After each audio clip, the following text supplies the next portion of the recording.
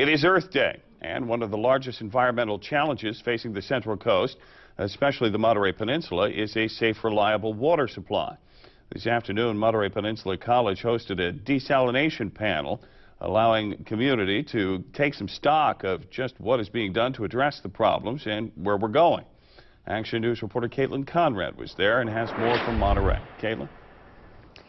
Dan, California American Water, the National Marine Sanctuary, and Hopkins Marine Laboratory all had representatives on this panel. The topic of discussion was the desalination plant that is planned in Marina and why California American Water decided to fuel it with a slant well. Members of the community and students from Monterey Peninsula College packed the lecture hall where a panel on desalination was held on Earth Day. 2 employees with California American Water were participants, there to talk about the slant well they've built in Marina. We turned the well on and we went through a 5-day test, which really examines what is the pumping capacity of the well. Cal-Am says the well is pumping enough water. The concern is if the water is salty enough. The slant well is prohibited from sucking any water from Salinas Valley aquifers, which brought up the question of why build a slant well at all? Why not opt for an open ocean intake? Cal-Am says while this would be cheaper, there are several reasons why they are not exploring this. The first one being the National Marine Sanctuary is against it.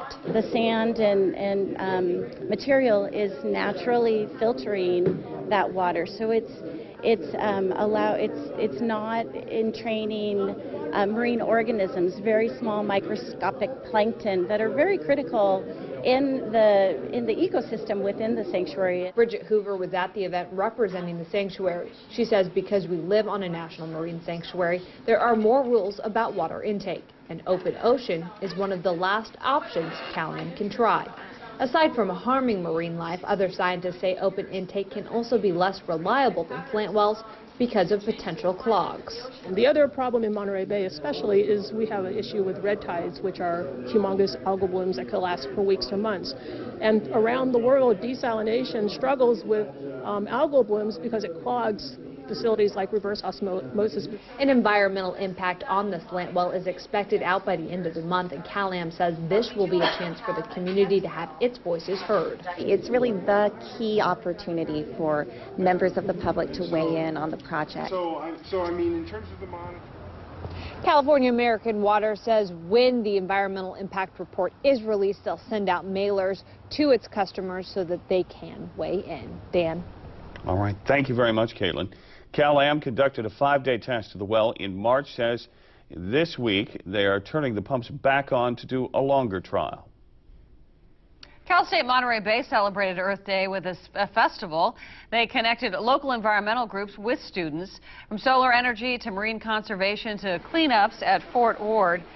There was no shortage of ways for students to get involved with environmental activism on campus today. Organizers say there were more than 50 representatives there to talk to an estimated 500 students coming by the booths. Students with the associated body say that many of their peers don't just stop by, but actually end up getting involved.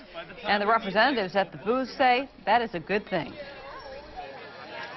That's actually how I became involved, was coming to this Earth Day Festival last year, and I found out about Associated Students, about the Environmental Affairs Committee, and found my position in it, and then as well as all the other organizations that I do help out and volunteer for every once in a while. It's wonderful to be here talking with these young students because they're studying this whole area in many of their classes.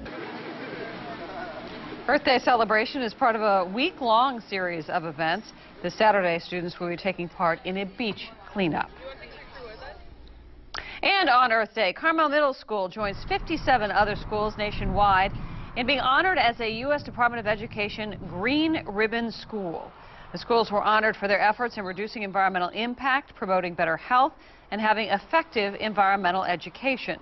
The school's principal says that being environmentally focused creates new opportunities for students to learn outside the classroom.